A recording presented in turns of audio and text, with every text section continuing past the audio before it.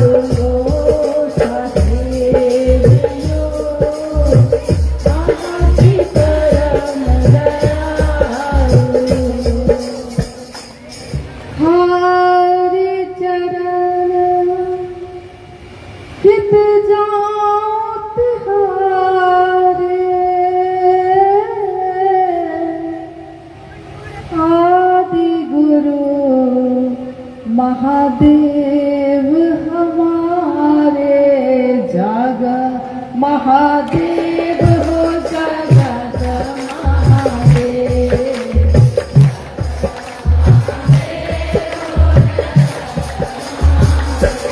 हो थारी चरण चित जाओ तिहारे आदि गुरु महादेव हमारे जग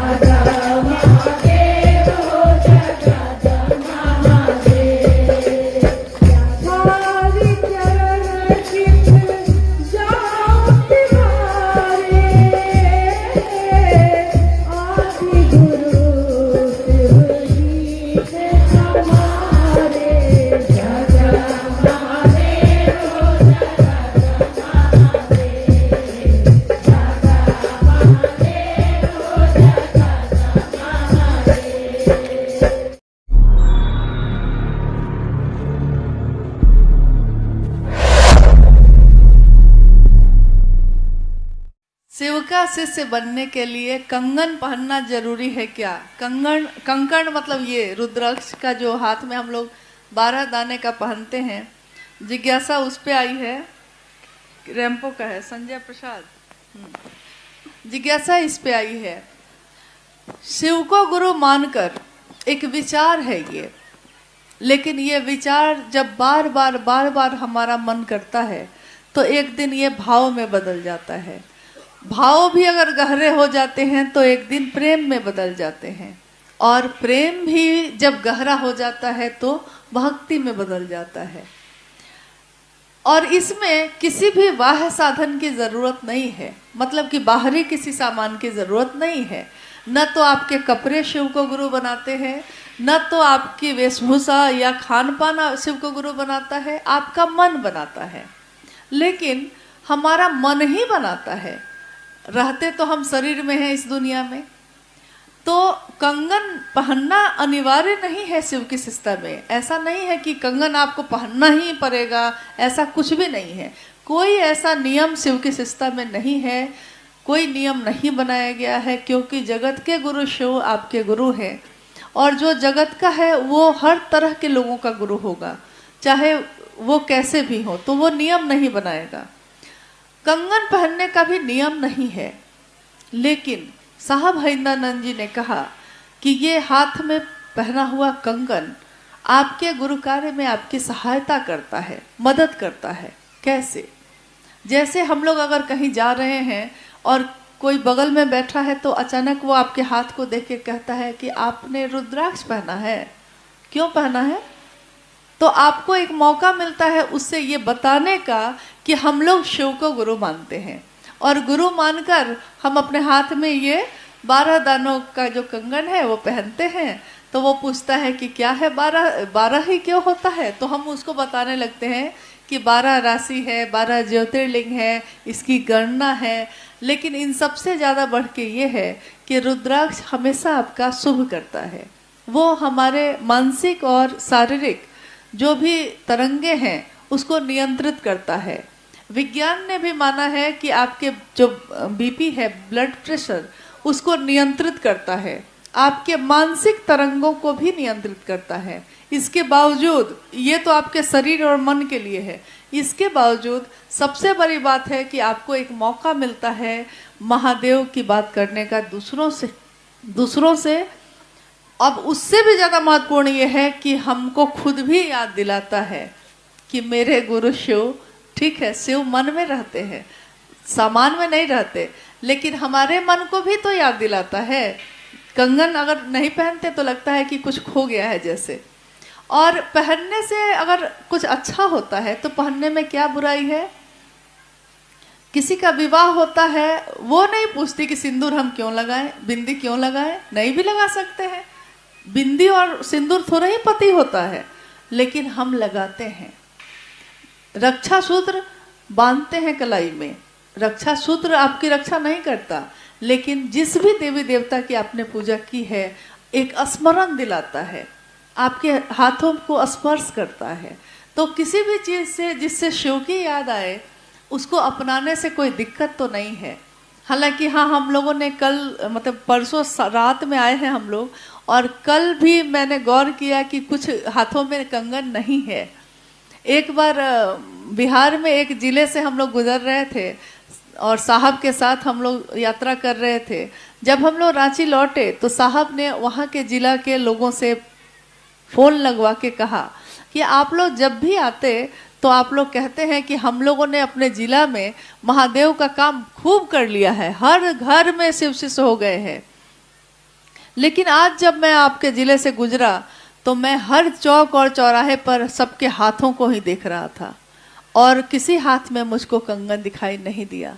इसका अर्थ है कि काम अभी बहुत बाकी है। तो अगर पहनने से महादेव याद आते हैं तो हम क्यों ना पहने?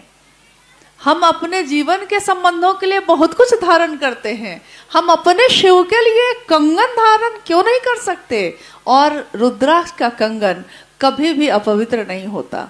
जिस तरह गंगा का पानी पावन होता है, कभी अपवित्र नहीं होता, उसी तरह रुद्राक्ष पहन के भी आप कैसे भी जीवन को जी सकते हैं, ये अपवित्र नहीं होता है। मेरा अनुरोध होगा कि आप जरूर पहनिए इसको। हालांकि हम लोग ये तो नहीं कह सकते कि आपको पहनना पड़ेगा, लेकिन अनुरोध भी अगर बहुत अच्छे से किया जाए तो उसको मान लेना चाहिए।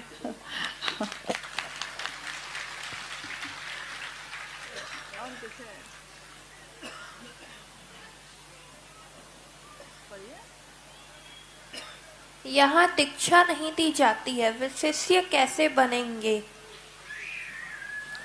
यहाँ दीक्षा नहीं दी जाती है, फिर शिष्य कैसे बनेंगे? साहब ने कहा कि दीक्षा का जो अर्थ होता है वो ये होता है कि प्रारंभ करना। यानी कोई गुरु जब आपको मंत्र देते हैं तो वो प्रारंभ होता है आपकी आध्यात्मिक यात्रा का। तो दीक्षा जैसे ही हम कहते हैं, जिस पल हम कहते हैं हे शिव आप मेरे गुरु हैं, मैं आपका शिष्य हूँ, मुझसे इस पे दया कर दीजिए, उसी क्षण हमारे मन में एक विचार पैदा होता है कि शिव मेरे गुरु हैं। आपके नाम की घोषणा भी जब होती है तब भी ऐसा ही होता है। तो उसी क्षण आपके मन में प्रारंभ हो जाता है कि शिव मेरे गुरु हैं। ये विचार प्रारंभ होना ही दीक्षा है।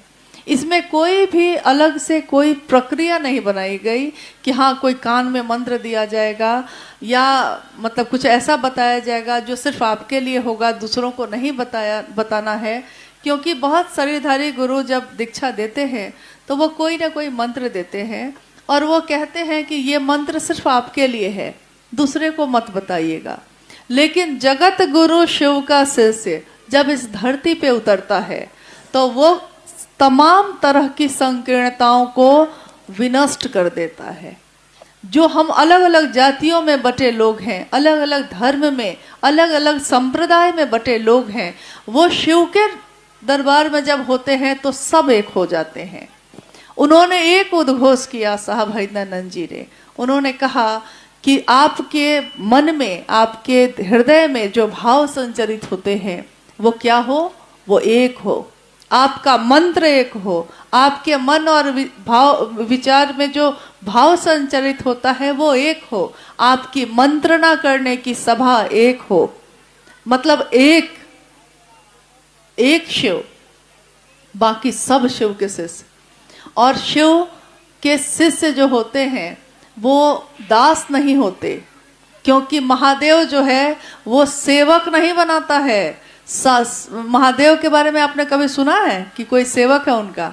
आपने हमेशा पढ़ा होगा, सुना होगा कि महादेव के गण होते हैं। गण का अर्थ होता है आदमी। महादेव, मैं कौन हूं? तो मैं महादेव का आदमी हूं। गण है वो, तो महादेव गण बनाते हैं। शिष्य को भी धीरे धीरे अपने संपूर्ण रूप से मिलाते हैं। गुरु के रूप में जहां तक हमारा मन समझ सकता है वहां तक उतरते हैं और धीरे धीरे परिमार्जित करके अपने ही संपूर्ण रूप से मिलाते हैं। इसीलिए हम कहते हैं कि भगवान शिव को अपना गुरु बनाइए। जैसे इस जगत में हमारे भी अनेक रूप हैं, अलग अलग रूप हैं। हम एक समय में किसी की पत्नी, किसी की बेटी, किसी की माँ, किसी की दोस्त, किसी की कुछ, बहुत कुछ होते हैं एक ही समय में। और एक ही समय में हम अपने हर उस संबंध को वही भाव लौटाते हैं। पति अगर पुकारता है तो पत्नी के भाव से, पुत्र ने पुकार लिया है तो माँ के भाव से, एक ही साथ ना। यानी हम लोगों को ये आता है कि हम एक ही समय में अलग अलग संबंधों को अलग अलग भाव से जवाब दे सकते हैं, उसका उत्तर दे सकते हैं। तो जब शिव को गुरु हम बनाते हैं तो हम लोग को लगता है कि भगवान तो वो है ही, तो गुरु बनाने की क्या जरूरत है। लेकिन हम भूल जाते हैं कि तीनों लोगों की संपत्ति भी मिल जाए और अगर उस संपत्ति को संभालने का ज्ञान नहीं मिले तो क्या होता है। रावण को तीनों लोगों की संपत्ति मिली थी ना, और वो शिव का बहुत बड़ा भक्त भी रहे। शिव के बहुत बड़े भक्तों में एक रावण का नाम भी आता है। शिव से वरदान मांगा, तीनों लोगों की संपत्ति मांग ली, शिव ने दे दिया। भगवान के रूप में वो आप जो मांगेंगे खुश होंगे, दे देंगे। गुरु ऐसा नहीं करते। गुरु विवेकपूर्ण वरदान देते हैं क्या जरूरी है आपको वो देंगे, क्या आपके लिए अच्छा होगा वो देंगे। तो जब वो शिव सारे रूपों में आपको सब कुछ दे सकता है, लेकिन अगर उसका ज्ञान ही हमको नहीं होगा संभालने का, तो संपत्ति होते हुए भी सारी संपत्ति बर्बाद हो जाती है अगर उसको संभालने का ज्ञान नहीं हो। दुकान खोल लेना बड़ी बात नहीं होती है, दुकान चलाने का ज्ञान नहीं हो तो दुकान बंद करनी पड़ती है आपको। खेत खरीदना बड़ी बात नहीं है, खेती करने का ज्ञान नहीं हो तो खेत बंजर बना रह जाता है। जीवन में, इस इंसान के जीवन में जन्म लेना बड़ी बात नहीं है, इंसान के जीवन को जी लेना बड़ी बात होती है। जीवन जीने की कला सिखाते हैं जगत गुरु शिव। वो अपने शिष्यों को शिव बनाते हैं, वो अपने शिष्यों में अपना गुण उतारते हैं, वो अपने शिष्यों को ये समझाते हैं, समझा देते हैं। आप कहिएगा शरीर में नहीं है वो, लेकिन आपका मन ही किसी चीज को ग्रहण करता है। अभी हम लोग यहाँ बैठे हैं, हम लोग बात कर रहे हैं, लेकिन अगर आप मन से यहाँ नहीं होंगे, अभी हो सकता है आपका मन कहीं और भटक रहा हो, तो कितनी भी अच्छी बात होगी आप तो सुने ही नहीं, आपके मन में तो गया नहीं वो, तो आप बाद में कहेंगे कि क्या बात हुई थी, अरे मेरा मन कहीं और था। यानी आपका मन ही एहसास करता है, आपका मन ही किसी चीज को ग्रहण करता है। तो जब आपका मन एहसास कर लेता है शिव को, तो फिर वो शिव आपके अंदर ही उतरते हैं, आप ही में दिखते हैं। आपको देखकर कोई शिव को याद करे, आपसे बात करके कोई शिव को याद करे, इससे सुंदर जीवन और कुछ नहीं हो सकता। जीवन तो जानवर भी जीते हैं, जीवन तो जीव जंतु भी जीते हैं, वो भी जन्म लेते हैं, उनके भी परिवार और बच्चे होते हैं और उनकी भी मौत हो जाती है। एक इंसान और जानवर में क्या अंतर है? इंसान में संभावना होती है शिव होने की, और वो गुरु जब शिव होते हैं तो वो सीधे अपने शिष्यों में शिव होने की पात्रता पैदा करते हैं। तो क्यों नहीं, अगर हमको सबसे सुंदर चीज मिल सकती है तो हम उसको क्यों नहीं ले? हम सोचने में हम अपना समय क्यों बिताएं, और क्यों ये एक बात दूसरों को भी नहीं बताएं?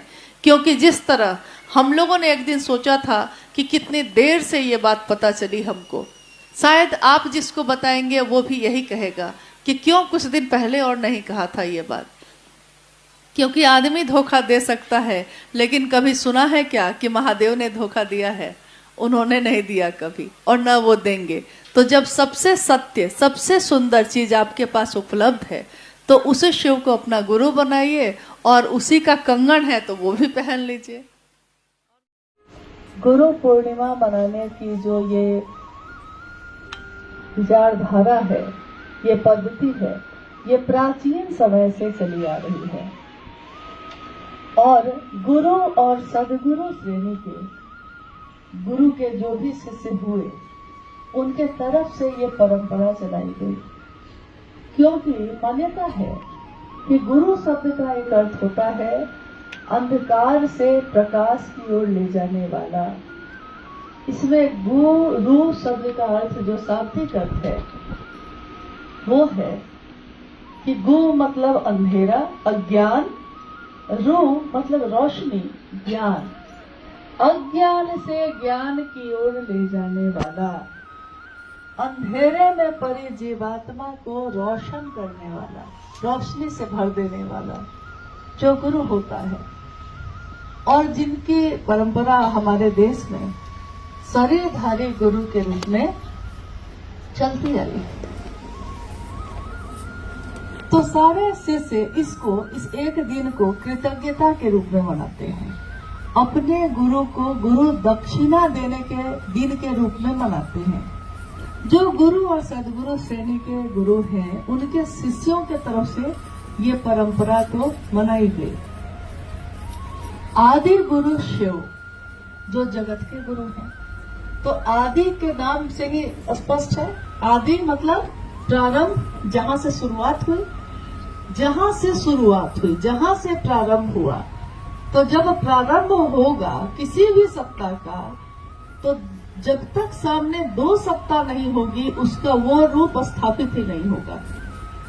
आदि गुरु शिव हुए तो उनकी कोई शिष्य होगी, शिष्य होगा, कोई तो होगा। जब तक कोई शिष्य नहीं होगा वो गुरु होंगे कैसे?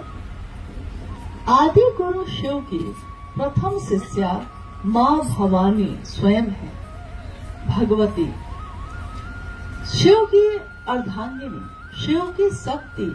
लेकिन शिव के ज्ञान दाता स्वरूप से उनको जब ज्ञान लेने की जरूरत है तो वहां माँ भवानी को भी शिष्य के रूप में ही आना पड़ा। इसीलिए आदि गुरु शिव की प्रथम शिष्या भवानी को कहते हैं, भगवती को कहा जाता है। और ये शास्त्रों में या हमारे ऋषि मुनि के द्वारा बताया गया कि शिव ज्ञान के दाता है, बाकी सब प्रदाता है। महादेव ज्ञान देते हैं तो उनसे ज्ञान लेकर कोई दुनिया को ज्ञान देता है। तो दाता यहाँ कौन है? एक दाता, फिर कुछ कोई दूसरा नहीं है। प्रदाता बहुत लोग हैं, असंख्य लोग हैं, अलग अलग धाराएं हैं ज्ञान की, बहुत सारे लोग हैं। महादेव से देकर लेकर जो दिया। और यहाँ साहब श्री ने शिव के शिष्य ने कहा कि सीधे शिव को ही हम गुरु बना सकते हैं। तो यहाँ हम जो शिव के शिष्य हैं, हम लोगों ने किसको गुरु बनाया? जो ज्ञान के दाता है। तो जो ज्ञान के दाता है उनकी गुरु पूर्णिमा मनानी होगी, तो पल प्रति पल मनानी होगी, हर दिन मनानी होगी, हर पल हर क्षण शिव के शिष्य का हृदय कृतज्ञ होता है अपने गुरु के लिए। इसीलिए शिव के शिष्यों की दुनिया में हर पल उनका गुरु का पूर्णिमा ही है। दुनिया के लिए आषाढ़ के दिन, आषाढ़ का पूर्णिमा गुरु पूर्णिमा के रूप में मनाया जाता है। लेकिन जगत गुरु शिव के शिष्य जो इस जगत में रहते हैं, जो सामान्य दिखते हैं, अति सामान्य दिखते हैं, लेकिन उनके तरफ से अपने गुरु के लिए कृतज्ञता व्यक्त करने के लिए कोई दिन, कोई तिथि, कोई राशि, कोई नक्षत्र निर्धारित नहीं है।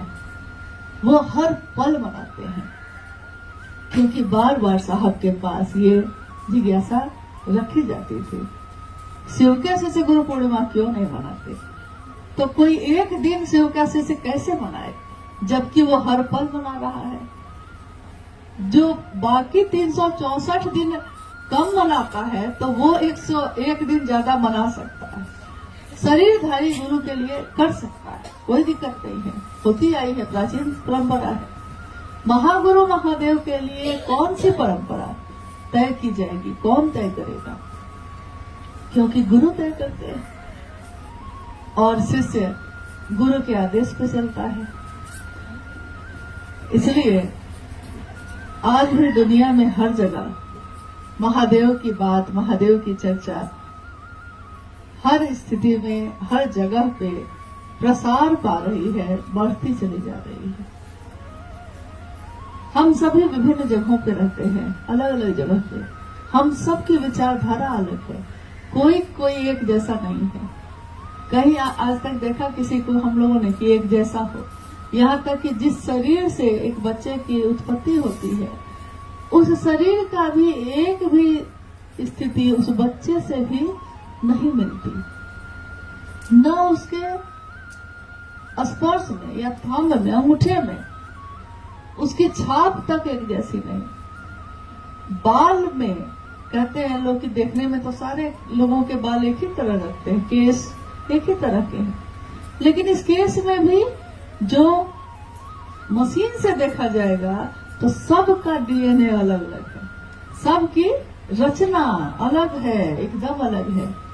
यहाँ तक कि हमने कभी गौर नहीं किया है, लेकिन हर वो चीज जो हम लोग प्रयोग करते हैं उसके अंदर और अंदर उसके ज्ञान को जानिएगा। जैसे कि हम रुद्राक्ष के दाने का धारण करते हैं, 12 दाना का करते हैं, साहब ने किया तो हम लोग भी करते हैं। 12 दाने का कंगन शिवशिष्य इसलिए पहनते हैं कि 12 सूर्य माने गए, 12 राशियां हैं, तो 12 हम ज्योतिर्लिंग भी 12 है, तो 12 दाने का इसका अलग गुणनफल है, अंक का विज्ञान है ये। लेकिन रुद्राक्ष के एक दाने में जो रचना है, संरचना है, जैसे आपने देखा कि ये है इसकी बनावट, कोई एक दाने की बनावट फिर लाखों करोड़ों दाने आप वहां रख दीजिए, किसी दूसरे दाने से वो मिलती नहीं है। इसी पे विश्व में अंगूठे की छाप की परंपरा चली। रुद्राक्ष के दाने के अनुसार जो संरचना है, तो इंसान के हथेली पे भी, अंगूठे में भी या उसकी उंगलियों में भी उसी तरह है। किसी एक व्यक्ति का, किसी एक जीवात्मा का, और मन की भी उसी तरह है। शरीर की रचना तो हम देख लिए, रुद्राक्ष की रचना भी दिखाई देती है। संरचना क्या है आंखों से देख सकते हैं हम। मन की संरचना क्या है, क्या वो इन आंखों से दिखाई देगी? हृदय के भाव की संरचना क्या है, क्या हम इन आंखों से उसको देख सकते हैं? नहीं देख सकते। तो हमारा हृदय एक जैसा हो सकता है। देखिएगा कि जब प्रेम दिवस मनाया जाता है तो लोग दिल के आकार का खिलौना, फूल सब दिल के आकार का देने लगते हैं। दिल के आकार को आप बना सकते हैं, लेकिन इस दिल में, जो दिल का आकार है, उस दिल में जो भावनाएं पैदा होती हैं, उसकी क्या संरचना है, उसकी क्या बनावट है, किसी की किसी से नहीं मिलती। अरबों खरबों की संख्या में जीवात्मा है इस धरती पे, और इस पूरी तरह विसंगतियों में भरे विश्व में महादेव संगति की स्थापना करते हैं। संगति की यानी एक साथ बैठा देते हैं, एक सोच पे खड़ा कर देते हैं, एक सोच। शिव की शिष्यता क्रांति है, शिव की शिष्यता जागरण है। क्या है?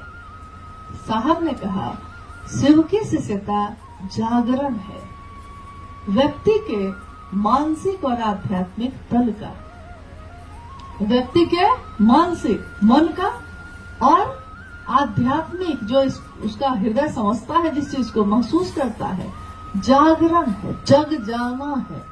मैं कौन हूँ, कहाँ से आया, कहाँ से आया था, कहाँ को जाऊंगा, क्या करने आया, क्या कर रहा हूँ, मेरे इस काम का उद्देश्य क्या होगा। यानी अब वो जगा हुआ है, सचेत है, सजग है हर चीज के प्रति, प्रकृति के प्रति, व्यक्ति के प्रति, इंसानियत के लिए। इंसानियत जो इंसान में अब बहुत कम दिख रही है, लेकिन शिव का शिष्य अब इसके लिए जग रहा है। जीव शिव होगा, जीव होगा तब न शिव होगा। लेकिन जीव के रूप में क्या हम जीवात्मा है? वो जीवात्मा है पशु से भी नीचे जिसकी वृत्ति चली गई, पशु से भी नीचे। पशु भी एक क्षण को विचार करता है, सोचता है, किसी से नफरत करता है तो किसी से प्रेम भी करता है। लेकिन कभी कभी इंसानों में, खबर में पढ़िएगा कि किसी ने किसी की हत्या इस तरह से कर दी कि समझ में नहीं आया, इस तरह से क्यों की। किसी ने किसी को मानसिक और शारीरिक यातना इस तरह से दे दी कि समझ में नहीं आया, क्यों किया ऐसा। यानी पशु से भी नीचे की वृत्ति है। अब 50 वृत्तियों में यह शरीर चलता है। पशु की वृत्ति से जीव की वृत्ति पे पहले वो आएगा, तब न शिव होने की प्रक्रिया चलेगी। ये जीव जिसमें मानव का गुण हो, मानवीय गुण हो, सहानुभूति हो, प्रेम हो, और दूसरों के दुख को देखकर जो दुखी होता हो, वो जीवात्मा जिसमें करुणावतारम शिव का गुण है। करुणावतारम है वो शिव, करुणा जिनसे निश्चित होती है वो है शिव। तो जीव भी उसमें गुण होगा ये। तो साहब ने जो ये तीनों सूत्र दिए, इन तीनों सूत्रों का पालन करते करते हमारा मन एक तो जगत के लिए भी जगा, लौकिक और पारलौकिक दोनों जगत के लिए सजग हो गया। जब हम जगेंगे तो घर और बाहर दोनों के लिए जगेंगे। ऐसा तो नहीं है कि अंदर के लिए तो जग गए और बाहर नहीं देखते हैं, ऐसा तो नहीं है। सुबह में जो जगता है वो घर को भी देखता है और बाहर को भी देखता है। तो जो अंदर से जगा वो खुद को भी देखता है और जगत को भी देखता है। तीनों सूत्रों के माध्यम से गौर करने की बात है कि तीनों सूत्रों में साहब श्री ने मन के जागरण की बात की। मन ही वो साधन है जो शिव से मिल सकता है। मन ही वो तरीका है जिसके द्वारा हम महादेव से अपने जुड़ाव को सुनिश्चित कर सकते हैं। मन ही मन पहले सूत्र में हम सब कहते हैं, हे शिव आप मेरे गुरु हैं, मैं आपका शिष्य हूँ, मुझे शिष्य पर दया कर दीजिए। हम लोग सब कहते हैं, प्रतिदिन मन में कहते हैं।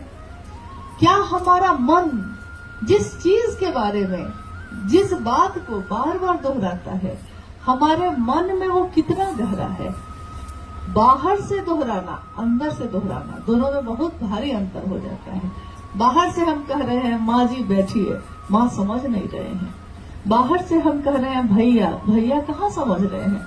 भैया दुख में है कि सुख में है, हम पूछने भी नहीं जाते। एक शिव गुरु महोत्सव में साहब श्री ने कहा कि मुझसे छोटा भी कोई है, लेकिन वो क्या खाता है, क्या पीता है, मुझको पता नहीं।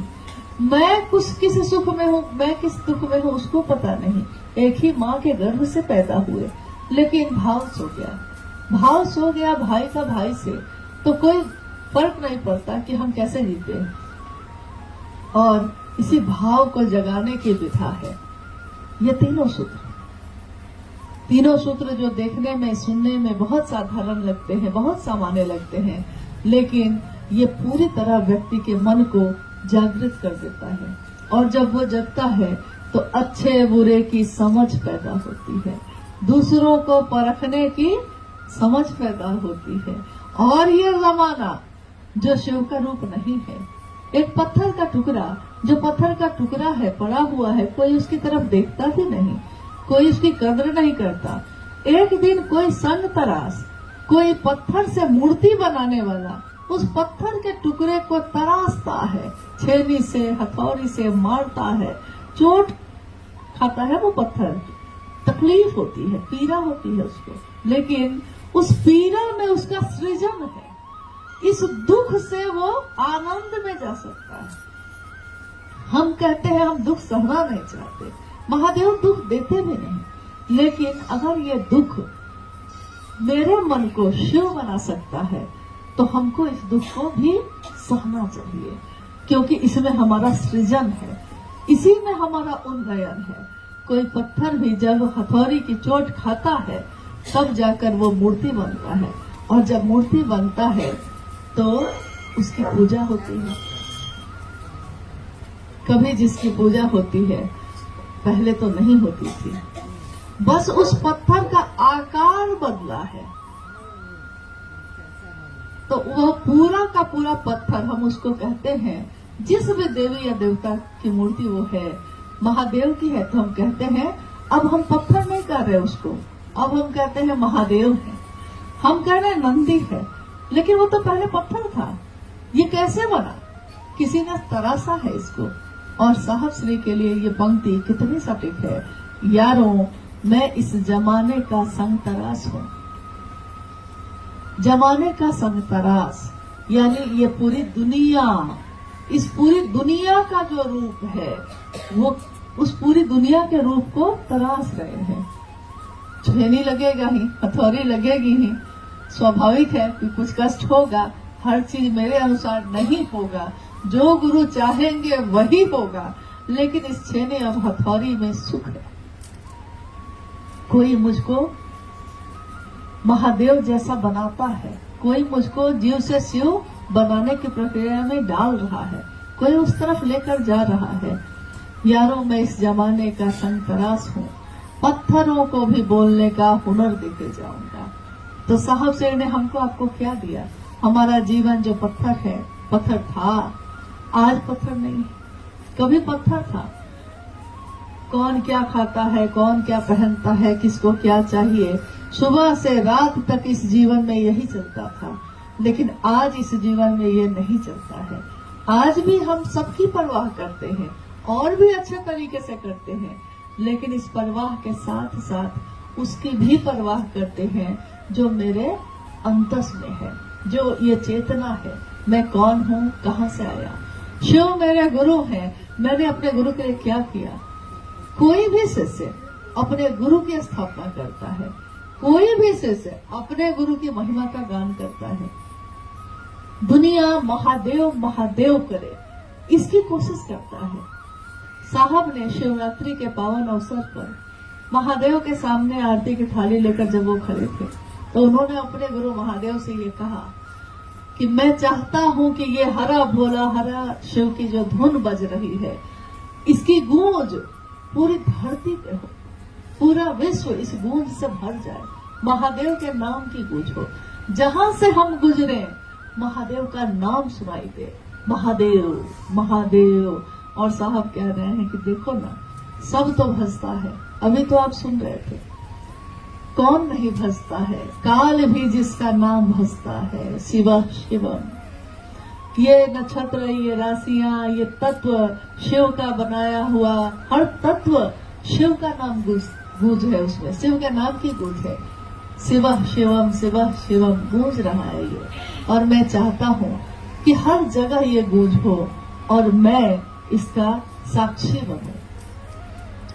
साहब श्री की वो पंक्ति ये दर्शाती है, शरीर की मौत होती है, होगी ही होगी, जन्म हुआ है तो होगी, लेकिन वो जीवात्मा जो साहब के उस शरीर के अंदर से ये बात बोल रही है कि मैं इसका साक्षी बनूं, तो दुनिया में जहां भी महादेव के नाम की गूंज होगी, स्वयं शिव के से साहब भाई नारायण जी इसके साक्षी होंगे।